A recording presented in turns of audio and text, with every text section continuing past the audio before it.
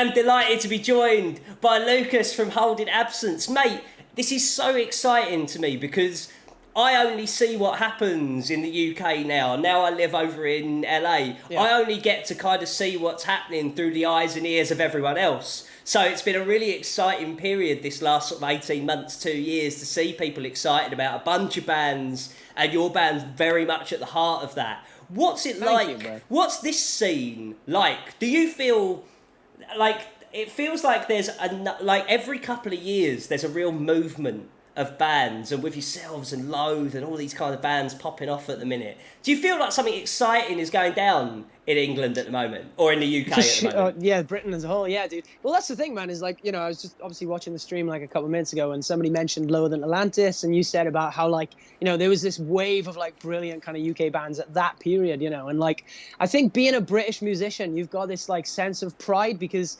you grew up on British music, you know what I mean? Yes. And then it's like, maybe I have to be the next dude to maybe help make British music good again, you know? So like, you've always got this sense of like duty, you know? And like I said, you know, I grew up on some of the best, coolest British bands, even like bands like Don Broco are still killing it now.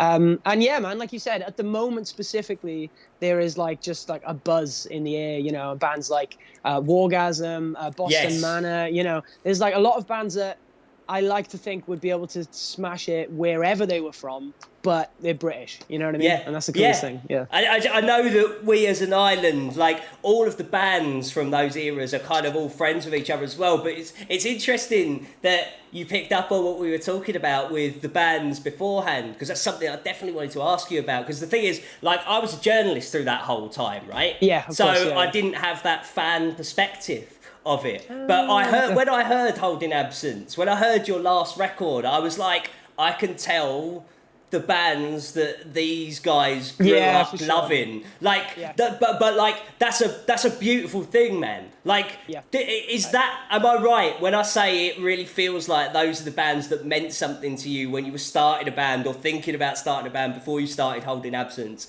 Is that fair?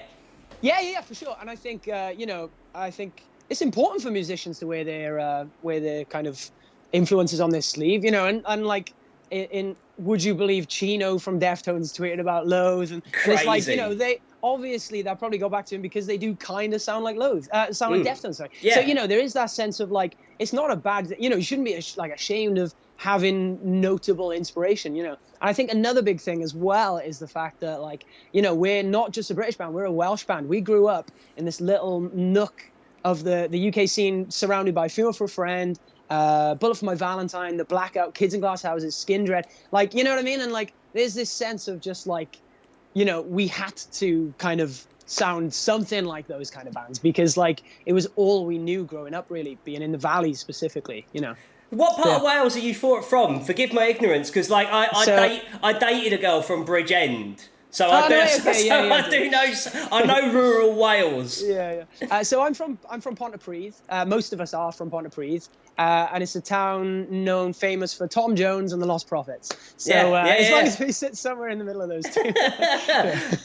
and so Ponty has history in Wales, because I went and covered a festival that was called the Full Ponty for a couple of years. Yeah, man, that, right? Oh my God, if there's ever like one thing in my life that I wish I could go back in time and do, I'm a 20-minute walk from that park. Amazing. And like Fightstar, Paramore, oh God, I can't even, but you know, Biffy Clyro, this is like 2006 or whatever, you know, so like, you know, everything was like pre-boom, and like, just Silverstein, you know, like all these bands that I grew up on, you know, and like apparently they all played literally down the road from me and I didn't go. So, yeah, sucks. So how would you say, so we've just got your first taster of a new record, right? So Beyond Belief has just been released. Been out 2 weeks, heavy reaction, new record on the way. What did you take away from the first record and accentuate on this new record? Because there was a night that really stood out, keeping an eye on your band, which was when you headlined the Scala. And it felt like it was not just a big moment for your band, but lots of people whom I trust felt it was a landmark moment, full stop. So what did you take away from that first album cycle? Because it felt unanimously positive. Yeah, for sure. But at the same time, it was riddled to the absolute fullest extent with problems. You know, we had our guitarist Faisal joined Loathe literally halfway through recording the album, so he did 6 songs, and then we had to try and write the rest of the album without him. You know, we recorded in 2 different like separate sit-ins as well. So the drums are recorded. Track 1's recorded in one studio. Track 11's recorded in a different studio. So, you know, like things that you'd never want to happened with that album. And it always felt like, and even that year as well, we were supposed to tour America for the first time. We canceled the Japanese tour to do the America tour, and when we played Scala, it felt like it was the most positive thing was the fact that through all these hurdles we tripped over, it still felt positive, which in itself is like another positive on top of everything, and I think that's why I'm so excited for album 2, because our lineup is stable and like the music is obviously the best it's ever been always, but we recorded it in a month with Dan Weller, who's obviously done mate, love that, the boy, and we'd never had such an experience, and I think that's what's so special for me is the fact that it's like it just feels like our first unhindered journey as a band. I love that. Did it make it easier to enjoy the process? Because there is this fucking line that exists through the history of music, the difficult second record. So hearing you go, difficult my arse, the first one was difficult. yeah, dude. No, you're 100% right. The sophomore slump. And the thing is as well, is like, back to growing up with the British music scene, like albums like Grey Britain, dude. You know what I mean? Like by Gallows. There's so many times I watched bands that could have failed, like Funeral as well. And I think the true defining moment of a band is the second album, because it's proof that you're not just good, you're consistent. And consistency is harder than being good a lot of the time. So for me, I think it was a case of like, album 1 was the one riddled with issues. Like album 2 is going to be easy, and it was comparatively. And there's such a buzz in the camp now because of just how effortless it was. And how much does Beyond Belief tell us about the record? Well, to be honest, dude, like it's very much the standout different track on the record. Like a lot of people would probably assume that the new album's going to be a lot more like shoegazy. We tried with Beyond Belief to write the Cure song if they were a 2000s emo band. That was the vibe for us.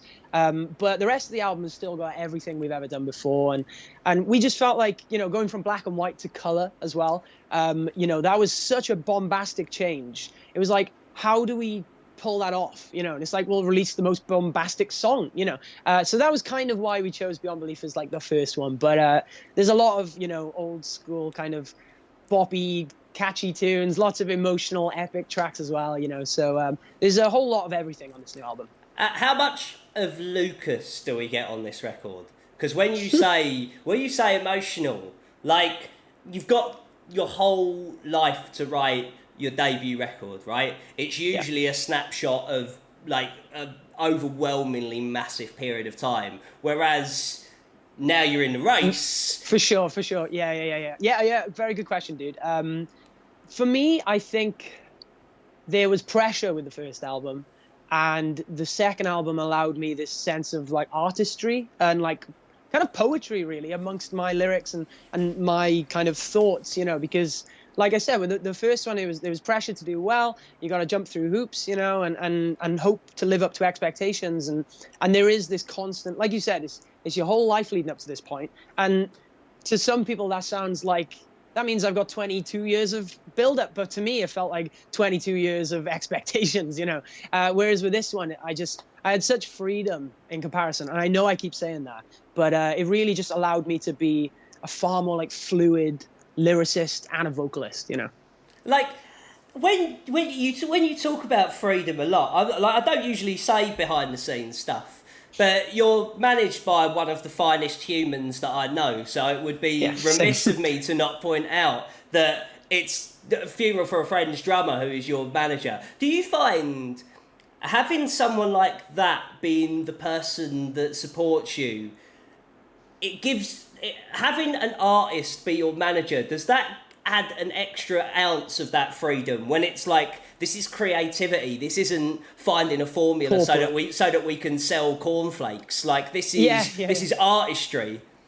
Yeah, for sure, man. And like, I think a big thing about, it's the same with, even growing up as a musician. And like, so for example, my parents love music and, and I always felt like I kind of was fortunate that they never like questioned anything because they kind of got it. And I think a very similar thing can be said of Ryan in the fact that like, he doesn't like question things because he knows that our intentions are good and the creativity is the key. And a lot of managers would maybe be saying how like, Beyond Belief's very, very different, or, like we've got the next single is far more what you'd expect in a good way. Yeah. But, there was never any question of like what we should do. It was more a case of like, if you feel right doing it, and I think, to be honest, that goes for every stretch and walk of life, like giving somebody the creativity, the freedom, the control to do what they truly believe in will lead to the best results. And I think Ryan himself knows that because obviously he's had to be the creator himself in the past. Yeah, and like it's fascinating to me that you're quite right to point out that you lost your guitar player during the writing of the record. So when you've got is it borderline a new songwriting team when you replace someone like that? Oh, yeah. Well, the thing is, the dynamic swung, and like, I don't want to, this is a conversation for yesterday, you know what I mean? So it's not even, but like, when the dynamic swings from like a guitarist who obviously sees himself as like the songwriter to then 3 people in a band who like view themselves as like people who like helped write songs, it was very odd. And that's why I once again love about this album is like, I feel like everybody knows who they are. There's no expectation and there's no pressure now. It's like we are kind of the best versions of ourselves. Whereas back then it was like starting over again, basically. But we wrote Like a Shadow without our original guitarist in that period of confusion and hardship, and same with Wilt, which is one of our like kind of fan favorite kind of tracks. So it proved to me, and I've learned a lot. Even just this year, it's been a mentally fatiguing year. I've learned that like just belief is the most important thing. If you don't believe you can do it, then you're never going to do it. And I think that period of our band where we were in between things, we believed in holding absence. And I think we persevered for the band rather than for ourselves, if that makes sense. So, when you talk about being emotional and putting it on a record, like, the thing is, man, like, I'm in my mid-30s, do you know what I mean? So lockdown only affects me so much because usually I'm fucking working most of the time anyway. But I can't imagine what it's like not only being your age, but being your age and being in a band that's got momentum and you've written a second record. Like, dude, did you ever have but no, it's, to be honest with you, the reason why I even bring that up is because I find it really inspiring to hear you be so unanimously optimistic and just playing into what you're doing. Like, dude, do you find that tells people the passion for holding absence that exists within and outside of holding absence is fuck a pandemic, man, onwards? Yeah, dude. Well, this is the thing, right? And I like to think any lover of music will like respect what I'm about to say here, but like we're already trying to write album 3 now, given the fact that we may never play album 2, because like I don't want people to look back in 10 years time at our discography and have the fatal 4-year COVID gap in the discography. I don't want that. Like I don't want our band to have to slow down for a second. We might not be able to play shows, fair enough, but like I don't want us to just become like take a year off, take 2 years off, everything's like, that's just so shit, man. And that shouldn't be what music's about. And so for me, like you said, the passion is the fact that like this train will just keep rolling, even when the wheels fall off, and they have, it'll keep going. And back to the music as well. Like the music got me through this because I knew I was listening to these songs, and there's this sense of being a musician is very weird because you're like, it's kind of like, I'm Tony Stark every other day of the week, but then I'm Iron Man for that one particular, Yeah, I love like, it. It's like the best version of me. And I'll listen to these songs and I'll be like, that is me. You know what I mean? Like I'm a normal dude, but this dude on the song is cool, man. And like those things remind you that you're better than the locked down, depressed, poor, hungry dude. You know, it's like I'm this guy on this song, and I'm really proud of that. You know, and on top of that, I also want to show the world this guy. You know, and if that isn't enough to inspire you to just get through it, then like what else is? You know, Lucas. Yeah. I love you 3,000, brother. Mate, come back and see. So I'm gonna hunt down and make sure that I've heard your record, and then near a release time, come back and we'll do a chat that is specifically about the record, when I can talk about it definitively rather than speculatively. I'd love for that, man. And also for the record, bro, I've been a big fan of you for a very long time. You were on my little, you're on my Scuzz TV over the years, and like I always thought this dude seems like a legend, and like it's really cool for me to be here. So. Respect, mate, man. Privilege is all mine. Come back and see us anytime.